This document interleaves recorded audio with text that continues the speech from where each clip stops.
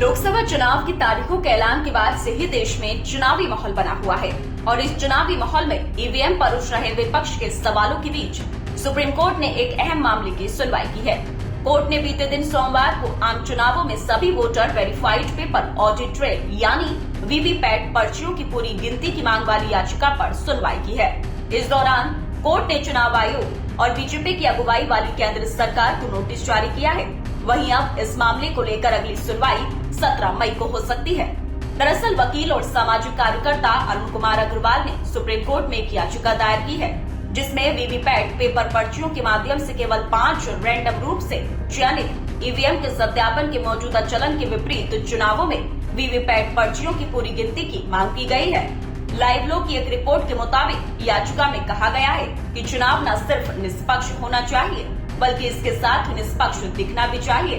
वहीं याचिका में चुनाव आयोग को सभी वीवीपैट पेपर पर्चियों की गिनती करके वीवीपैट के जरिए मतदाता द्वारा डाले गए वोटों के रूप में दर्ज किए गए वोटों के साथ अनिवार्य रूप से क्रॉस चेक करने के लिए इलेक्शन कमीशन को निर्देश देने की मांग की गई है।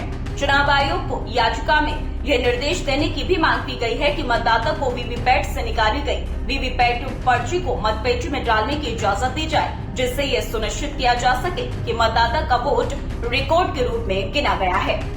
बता दें कि वर्तमान में वीवीपैट पर्चियों के जरिए रैंडम तौर पर चुने गए केवल 5 ईवीएम के वेरिफिकेशन का नियम है। इस मामले में जस्टिस बीआर गवई और जस्टिस संदीप मेहता की बेंच ने अरुण कुमार अग्रवाल और एसोसिएशन फॉर डेमोक्रेटिक रिफॉर्म्स यानी एडीआर की ओर से दायर याचिकाओं पर ध्यान देते हुए चुनाव आयोग को नोटिस जारी किया गया है। उधर कांग्रेस ने वीवीपैट पर्चियों की पूरी गिनती की मांग वाली याचिका पर सुप्रीम कोर्ट के द्वारा चुनाव आयोग और केंद्र को भेजे गए नोटिस को महत्वपूर्ण पहला कदम बताया है और कहा है कि इस मामले पर लोकसभा चुनाव शुरू होने से पहले फैसला किया जाना चाहिए।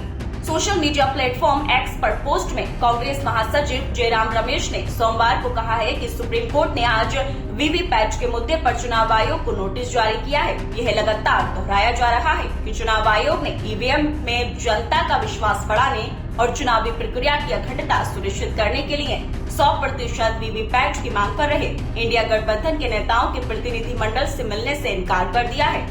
वहीं अब आपको बताते चले कि voter verified paper audit trail यानी कि वीवीपैट होता क्या है।